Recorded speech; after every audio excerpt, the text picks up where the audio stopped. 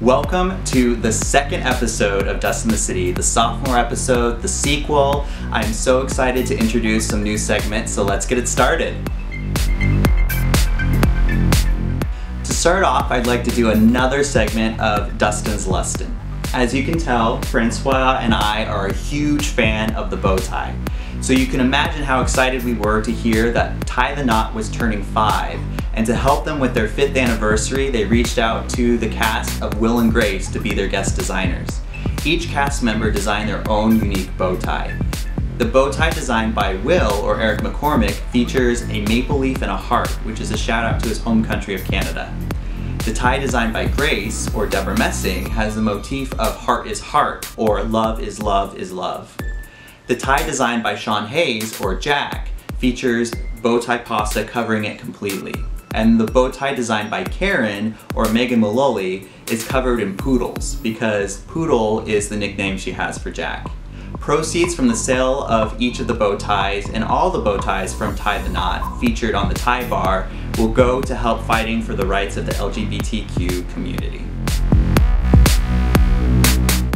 I'd like to introduce a new segment called Runway Review, where I will review and choose my top looks from fashion shows, red carpets, and other areas where fashion meets pop culture. Now streaming on Netflix is Lady Gaga's documentary, Gaga 5'2", which is a behind-the-scenes look at the creation of her album Joanne and the events leading up to her Super Bowl halftime show.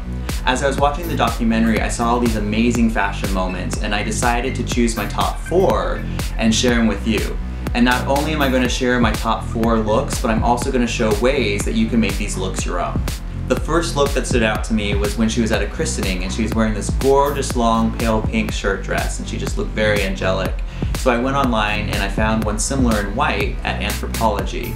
The next look that stood out to me was a few seconds later when she was taking a smoke break and she was wearing these amazing sunglasses. So I went online and for her sunglasses I found one in similar style and color. Another look that stood out to me was when she was in the recording studio and she was wearing this menswear inspired gray suit jacket, which was kind of a throwback to the 80s in the movie Working Girl. I went on Zara and I found one of a similar cut and color. The final look that stood out to me was when she was sharing an intimate moment with her grandmother, letting her listen to Joanne for the first time. During that moment, she was wearing just a plain white t-shirt and then a black nautical hat. I was able to find a nautical hat similar to it on Zara, and so if you pair that with just a plain white t-shirt and maybe write a little thing on the shoulder, you can have a look similar.